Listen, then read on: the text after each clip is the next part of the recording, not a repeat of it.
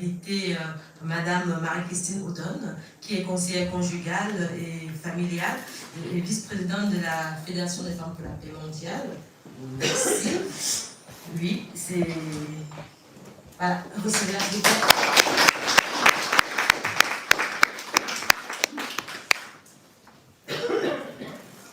Bonjour à toutes et bonjour aux hommes qui nous honorent de leur présence aujourd'hui.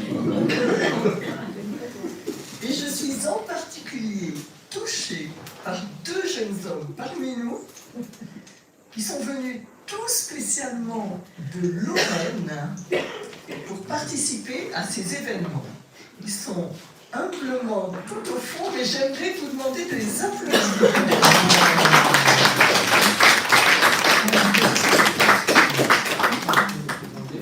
Oui, tout à fait. Bonjour à tous, je m'appelle Song. Je suis un étudiant en échange et je viens de Chine, Wuhan. Je crois que c'est une ville très connue partout. Mais je ne fais pas les recherches dans le laboratoire pour le mais en fait, nous sommes tous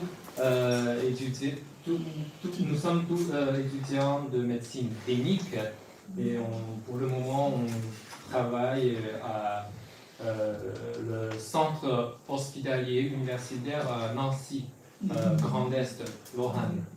Et enchanté.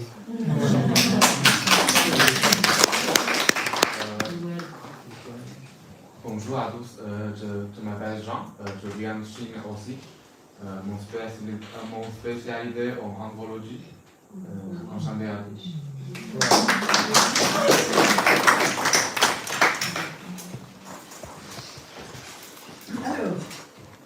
Alors, je crois que nous sommes tous d'accord pour faire ce constat.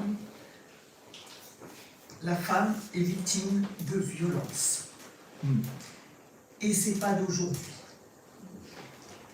C'est un fait incontestable et qui touche toutes les régions du monde. Et nous venons, une fois de plus, cet après-midi, d'en avoir des témoignages. Et pourtant, j'aimerais vous inviter ce soir à faire un petit pas de côté et à voir la situation sous un angle un tout petit peu différent. Je dirais que, tout autant que l'homme, la femme est capable de violence. Et elle en use, elle aussi. Alors, c'est vrai, l'homme est passé maître dans l'art de la violence physique, du fait de sa puissance masculine, qui est supérieure à celle de la femme. Mais il n'y a pas que la violence physique. Et certains l'ont rappelé tout à l'heure. Il y a la violence verbale et psychologique, les chantages, les injures, le harcèlement, bref, la violence des mots. Et là, c'est le champ privilégié de la femme. Le fait est que ces violences féminines, on en parle beaucoup moins parce qu'elles ne font pas de blessures physiques. Mais elles n'en sont pas moins ravageuses. Et elles engendrent malheureusement trop souvent la violence physique des hommes. C'est en quelque sorte souvent, trop souvent, malheureusement, un cercle vicieux. Alors pourquoi est-ce que je vous dis ça ce soir? Eh bien, à mon avis, la femme a tout intérêt à sortir de la case victime de l'histoire pour entrer dans la case actrice de l'histoire. Et certaines l'ont dit tout à l'heure. Et c'est en prenant conscience de ses propres capacités de violence qu'elle pourra encore plus agir efficacement dans la lutte contre la violence. En commençant par elle-même. par moi-même. Je suis allée, il y a quelques années, en Albanie pour participer à un des nombreux rallyes de l'espoir qui était organisé par Hadja Moon, la fondatrice de la Fédération des femmes pour la paix mondiale. Et alors, le slogan de ces rallyes, c'était « La paix commence avec moi-même ». Alors, je ne sais pas ce que vous en pensez, mais personnellement, je trouve ce slogan extrêmement vrai. La paix commence avec moi.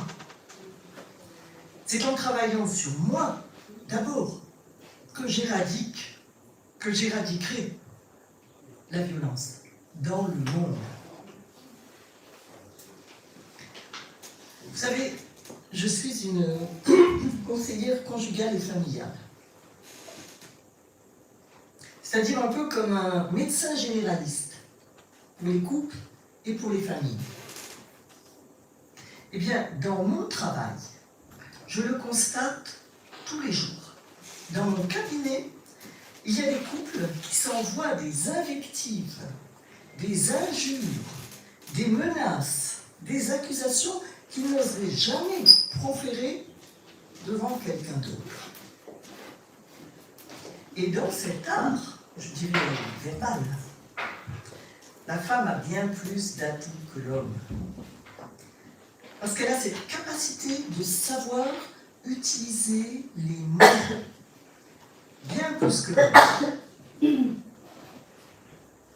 Alors oui, en travaillant elle-même pour apaiser ses frustrations, ses rancœurs, ses colères, même si elles sont justifiées, chaque femme œuvre à la paix. À un petit niveau, certes, mais qui est déterminant pour la société tout entière. Ne dit-on pas la famille, c'est la cellule de la société. La vérité, c'est que des familles unies, des familles dans lesquelles les relations sont harmonieuses, sans violence, ces familles-là donneront naissance à des individus sans prédisposition à la violence, sans désir de violence. Et du coup, toute la société bénéficie d'une vie de couple sans violence. C'est un engrenage vertueux. Savez-vous que, je ne sais pas qui disait ça tout à l'heure, 425 000 couples se séparent chaque année en France. Et ce sont 380 000 enfants qui sont concernés, impactés par ces ruptures chaque année. Ces ruptures-là, et surtout la conflictualité, la violence qui les accompagne, elles ont des conséquences énormes sur l'avenir de nos jeunes. Et c'est donc précisément là, mesdames, que nous avons notre mot à dire. Si nous luttons, si nous travaillons pour maintenir la cohésion dans nos couples, alors nous luttons contre la violence. En quelque sorte, il s'agit d'empêcher cette violence de se propager dans l'œuf en travaillant sur nous-mêmes. Ça ne veut pas dire que l'homme n'a pas son propre travail à faire dans ce sens, évidemment. Mais la femme a besoin de prendre conscience que sa responsabilité à elle, ça n'est pas de changer l'autre, mais de s'améliorer elle-même. Et l'homme s'occupera de lui, peut-être, ou peut-être pas. Ça le regarde. Je dirais que dans une famille, les enfants sont les premiers spectateurs de tout ce qui s'échange entre leurs parents, entre leurs grands-parents d'ailleurs aussi. Alors s'ils entendent dès leur enfance, des propos irrespectueux, des propos violents, s'ils voient cette relation violente sous leurs yeux jour après jour, qu'est-ce qui se passe? Eh bien, ça deviendra la norme d'une relation de couple pour eux. Inconsciemment. Ça deviendra la norme d'une relation tout court. Et une fois adultes, inconsciemment, ils auront cette tendance de mettre en pratique, de mettre tout en place pour rejouer cette violence. Et c'est comme ça que chaque génération reproduit les violences de celle qui l'a précédée. Alors, je dis reproduit, mais en fait, non. Reproduit pas. En fait, l'histoire est comme une spirale. C'est-à-dire que la bonne nouvelle, c'est que l'humanité progresse vers la paix. Et cela de façon, je pense, irréversible. Bien sûr, on reproduit le passé, mais un peu moins. Et encore un peu moins. Et encore un peu moins. Je pense à madame qui était témoin des violences psychologiques vécues par sa mère. Elle est devenue une guerrière contre les violences, grâce à ce qu'elle a eu sous les yeux. Alors, je ne sais pas, au niveau du couple, peut-être, inconsciemment, des choses peuvent se passer. Mais bon, ça, c'est le travail de chacune d'entre nous. Mais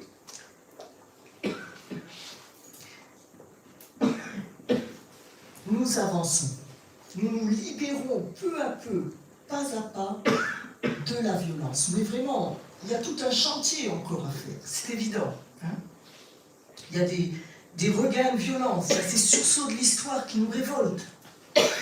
Qu'il se passe au niveau familial, au niveau national, au niveau mondial. Mais justement, il y a quelques siècles, personne n'était révolté. Il faut se souvenir de ça.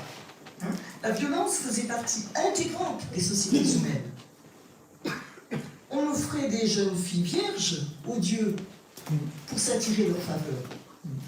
Et tout le monde était d'accord. On brûlait les sorcières en place publique. On écartelait, on démembrait en place publique. Et tout le monde venait voir. Les hommes, les femmes, les enfants, avec enthousiasme. On vient de loin. Aujourd'hui, notre niveau de conscience n'est plus du tout le même. Dieu merci. Mais notre exigence est plus grande, du coup. Mais en tout cas, peu à peu, pas à pas, notre niveau de conscience évolue vers le respect et vers l'amour. Et les femmes ont leur rôle à jouer dans cette avancée. Et je crois qu'elles ne s'en privent pas. Cet après-midi, j'ai vu des guerrières s'exprimer. Et les femmes sont actives de plus en plus dans la revendication et dans la construction d'un monde en paix. De plus en plus, les femmes revendiquent le respect et elles l'obtiennent pas à pas, peu à peu. Mais je vous le dis, notre pouvoir est bien plus grand encore. Bien plus grand. Mesdames, au-delà des revendications, au-delà des actions sociales et culturelles et éducatives, travaillons sur nous-mêmes pour que l'amour remplace la violence en nous, pour commencer. Et je crois personnellement que ce cheminement-là, il passe par l'éducation. Et ça, plusieurs d'entre vous l'ont souligné. Et à commencer par notre propre éducation. Pas seulement l'éducation là-bas en Afrique ou l'éducation chez ma voisine. Non, ma propre éducation, notre propre éducation, vous et moi. Et ça dans tous les domaines, scientifiques, psychologique, relationnel et aussi spirituel. C'est la connaissance qui nous libérera de la violence. Et plus les femmes dans le monde apprendront à lire, à écrire, à compter, plus elles auront accès à l'instruction et plus elles seront capables de conquérir leur vrai pouvoir.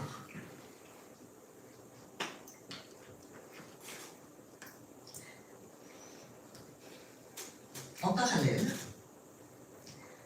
nous pourrons trouver la paix en nous-mêmes dans des circonstances familiales difficiles, frustrantes, douloureuses, seulement si nous sommes capables de donner du sens à ce que nous vivons, aux épreuves que nous traversons. Et pour cela, nous avons besoin de nourrir non pas seulement notre intellect, mais de nourrir notre âme. Alors comment ? Ce que je propose, moi, parce que c'est mon propre cheminement, c'est de lire et relire régulièrement les écrits de tous les grands leaders religieux, ceux qui ont fondé les religions du monde, ceux qui ont consacré toute leur vie à éclairer les autres, à les servir, ceux qui ont offert aux générations suivantes des modèles d'une personne idéale.